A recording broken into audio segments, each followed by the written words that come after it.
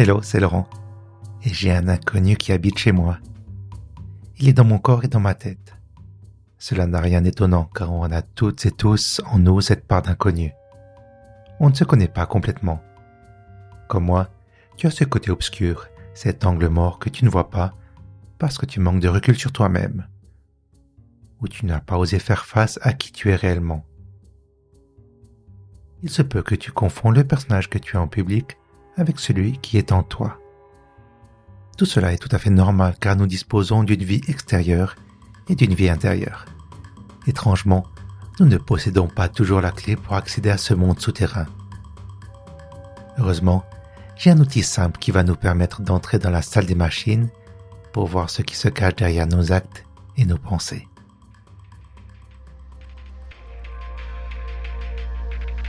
Bienvenue dans Puissante Panoplie, l'émission qui explore les instruments pour naviguer sereinement dans les océans numériques.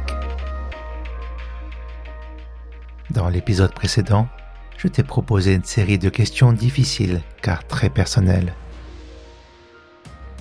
Le genre de questions qui chamboulent, le genre de questions pour lesquelles nous n'avons pas toujours la réponse. Alors, que peux-tu faire?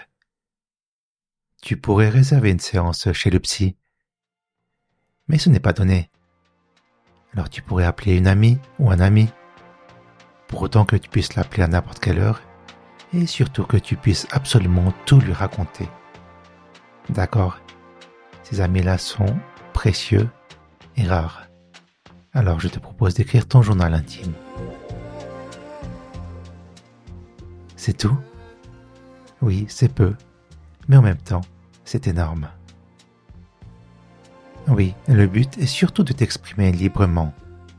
Dans ton journal, tu peux écrire ce que tu veux, sans te retenir, sans te censurer, sans craindre le jugement. Tu peux aussi te confier à cœur ouvert. Bien sûr, la psy pourrait en plus te donner des réponses, mais les réponses sont en toi.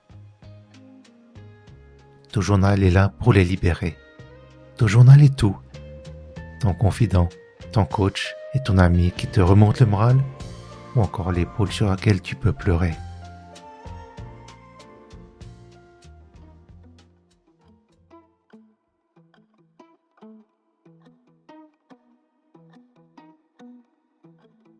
Ok, l'idée te plaît, mais sais-tu ce que tu vas écrire? Il est bien possible que tu ne le saches pas avant de te lancer. Alors je te propose quelques idées et questions. Comment vas-tu? Comment te sens-tu? Comment s'est passée ta journée? Est-ce qu'il y a eu un moment particulièrement intéressant, marquant, triste ou drôle? Pour ajouter une note ensoleillée, je te conseille d'ajouter de la gratitude. Même après une journée horrible, il y a toujours une part de positif à retenir. Un ou plusieurs micro-événements pour lesquels tu pourrais éprouver de la reconnaissance. Pas besoin d'aller chercher dans le spectaculaire. Quelques petits riens peuvent sauver ta journée. Peut-être que tu as trouvé tout de suite une place de parking, ou tu as pensé à prendre ton parapluie en sortant de chez toi, et plus tard ça t'a sauvé de l'averse.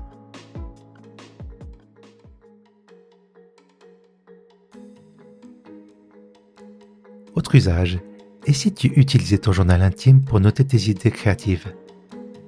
As-tu en toi un livre, un roman, un recueil de poèmes, ou encore une idée de logo, ou un croquis d'un paysage que tu voudrais peindre plus tard? Tout cela, tu peux également le mettre dans ton journal.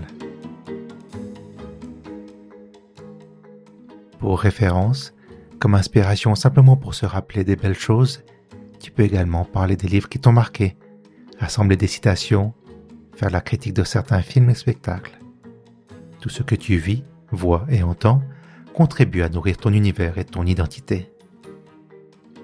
Et dans l'enchaînement logique, rappelle-toi de tes rêves et de tes objectifs. Projette-toi dans ton futur. Essaie de voir comment tu pourrais surmonter certains obstacles. Imagine les étapes qui te mèneront à un avenir haut en couleur. Il se peut que certaines personnes t'aient causé du tort ou soient carrément toxiques. Dans ce cas-là, rédige une lettre franche et directe pour leur dire tout ce que tu penses d'elles. et tu ne l'envoies pas. Non, car le simple fait d'exprimer tes émotions va déjà t'aider à te sentir mieux. Par ailleurs, l'idée de la lettre n'est pas à réserver qu'aux personnes que tu détestes. Au contraire, s'asseoir et prendre le temps de penser aux amis qui comptent est très bénéfique. Et cette fois, je te conseille d'envoyer la lettre ou d'appeler cette personne pour la voir et lui lire la lettre en direct. Et si malheureusement la personne n'est plus là, je suis convaincu que tes mots trouveront quand même le chemin vers cette personne.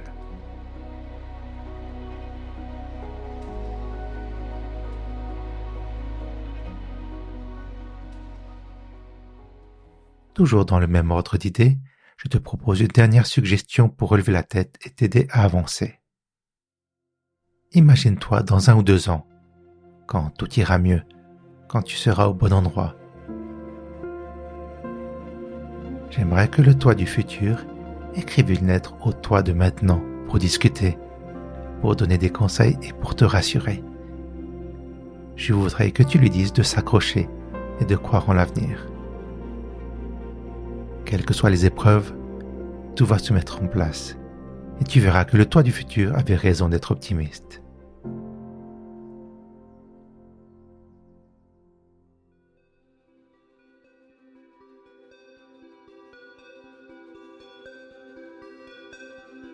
Merci de m'avoir écouté. Cet épisode a été écrit et réalisé par Puissant Bazar, donc moi, Laurent. Si tu as des questions ou des remarques, envoie-moi un mail à laurent@puissantbazar.ch. Je reviens jeudi dans 2 semaines.